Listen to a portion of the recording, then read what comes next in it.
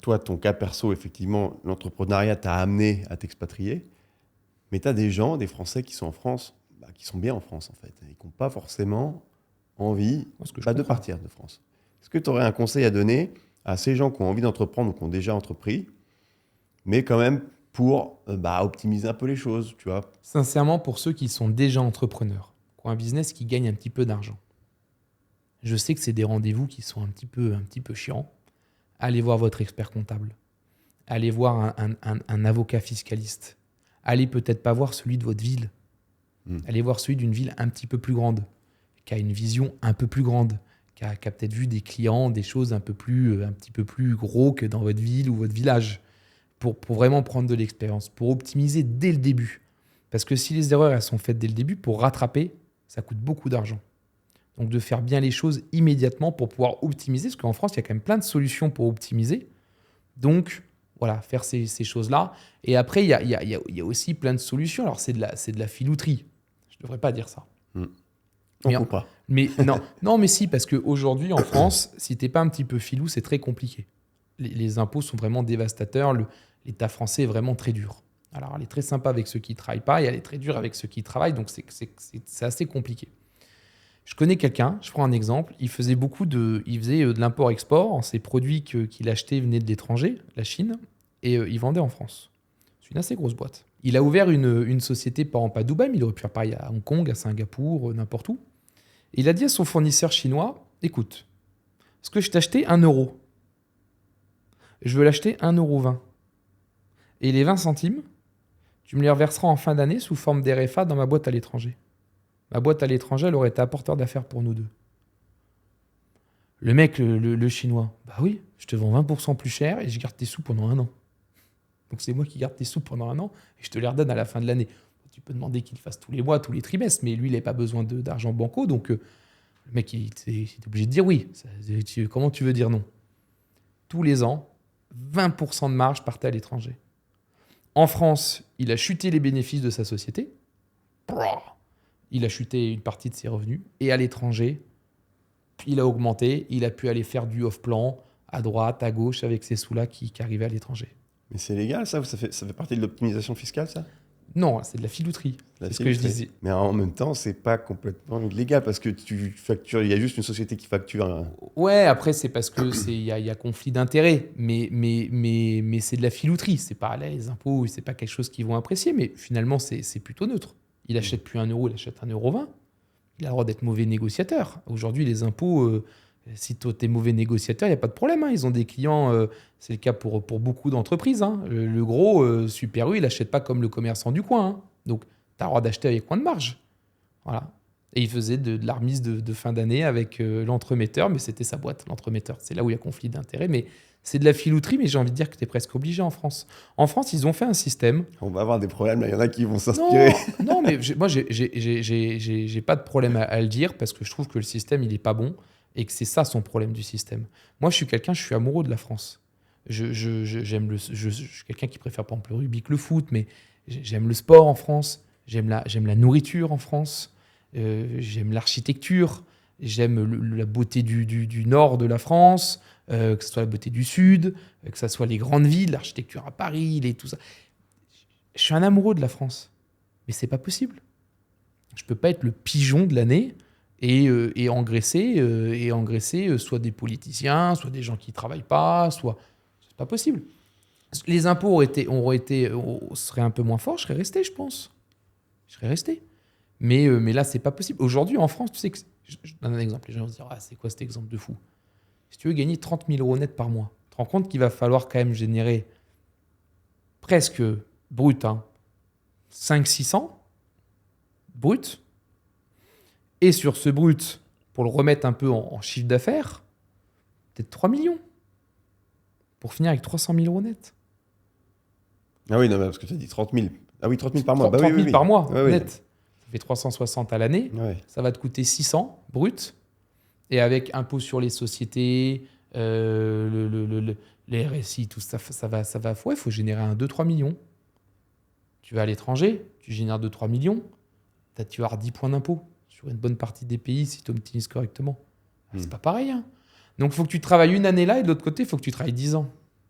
Bah, laissez-moi travailler 5 ans ici, correctement, et je préfère ça que de travailler 40 ans là-bas. Et en sachant qu'en France, on a l'hypocrisie des contrôles, où tous les 3-4 ans, tu peux prendre un contrôle fiscal et il te rattrape tes raisons, tes torts, on s'en fout, on veut te démolir. Surtout qu'en ce moment, les consignes, c'est de ramener des sous dans la caisse française parce que ça va pas.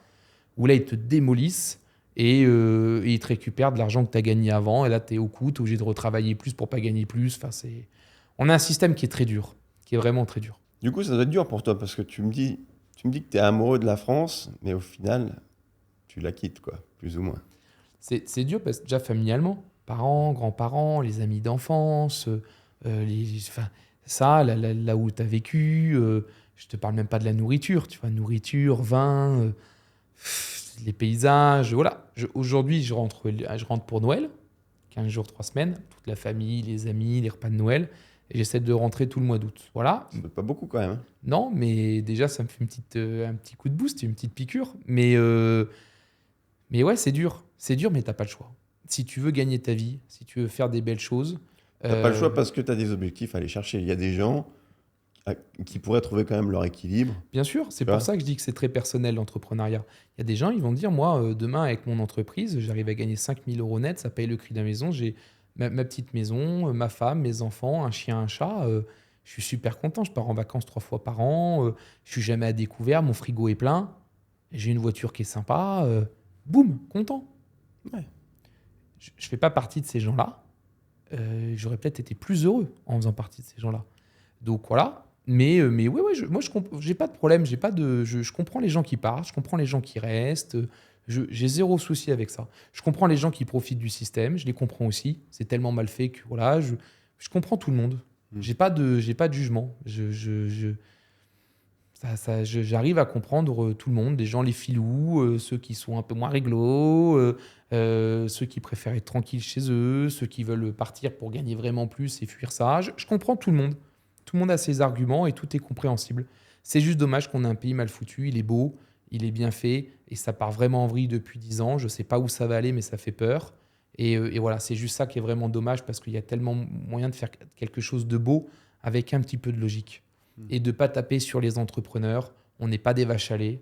On n'est pas là pour ça. On est là pour faire tourner un pays. Il faut savoir que les TPE, PME, c'est les plus gros employeurs de France. Hein. Ce n'est pas les grosses boîtes.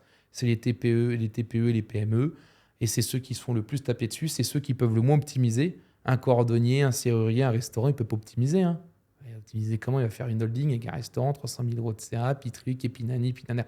C'est pas vrai. Les grosses boîtes, elles optimisent déjà, il n'y a pas de problème. Hein. Ils font même des deals à Bercy directement, des holdings en Irlande, des boîtes au Luxembourg.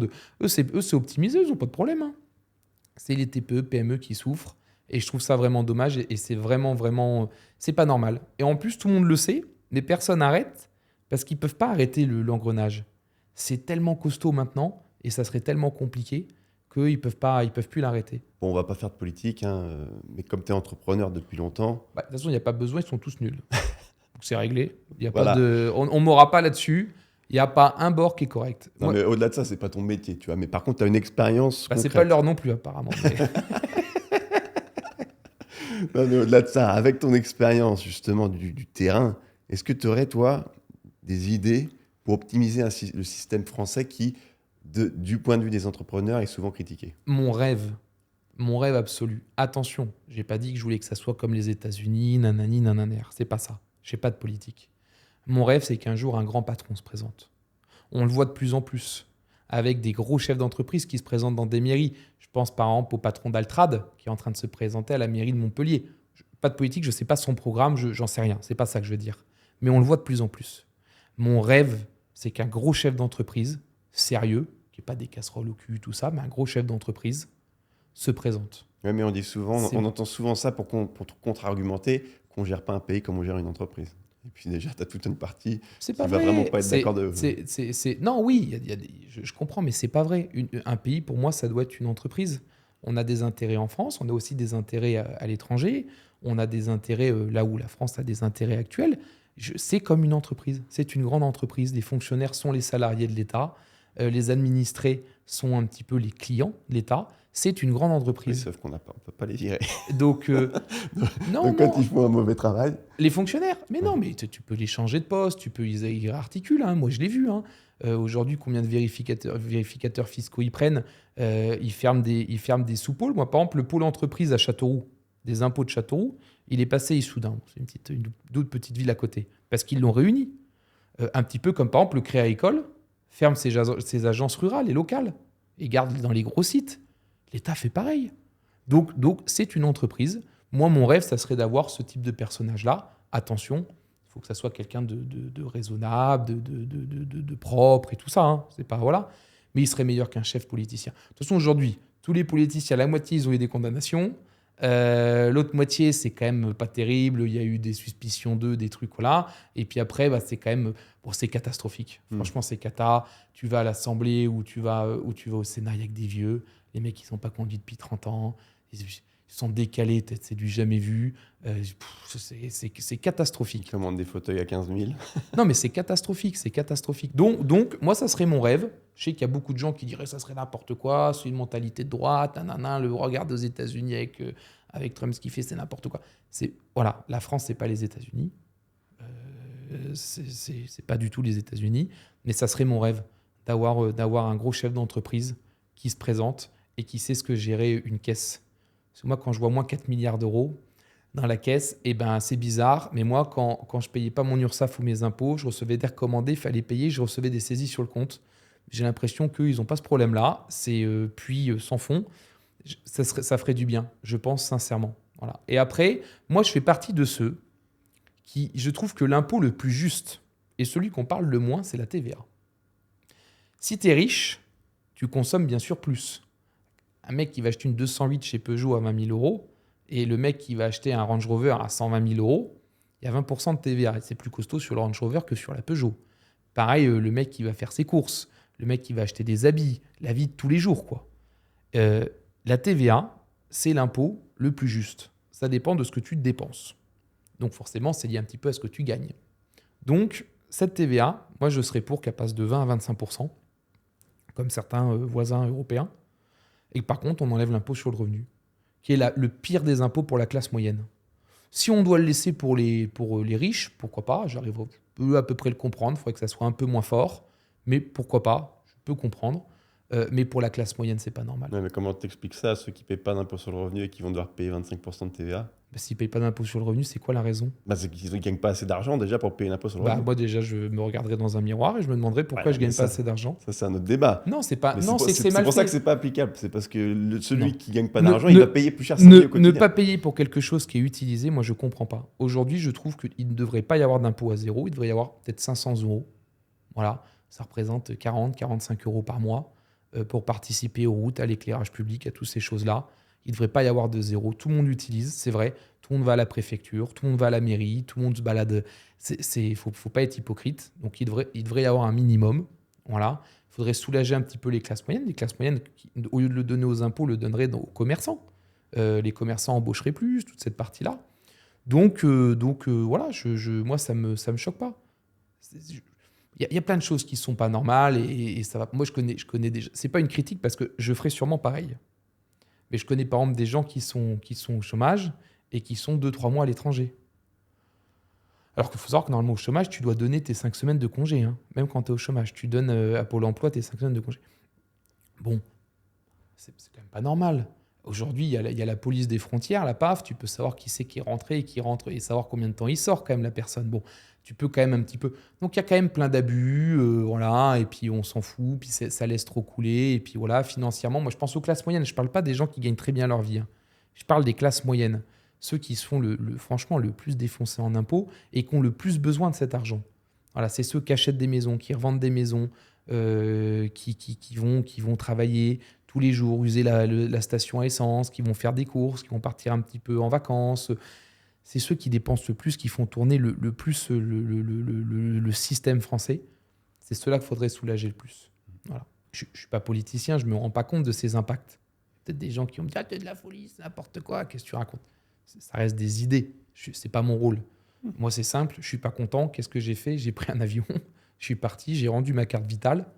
je tiens à le souligner, s'expatrier, c'est ça. J'ai rendu ma carte vitale, j'ai plus d'assurance maladie, j'ai plus de sécurité sociale et je suis parti, terminé. Donc moi, ça ne me convient pas, je pars. Je ne suis pas de ceux qui critiquent toute l'année mais qui restent. Moi, ça ne me va pas, je pars. Terminé, c'est réglé, ça va vite. Donc voilà, je ne suis pas politicien. Économiquement parlant, peut-être que ça ne tient pas la route. Ce qui est sûr, c'est que ce qui est en train d'être fait, ça ne tient pas la route non plus. Donc je pense qu'il y a besoin d'une grosse refonte de tout ça.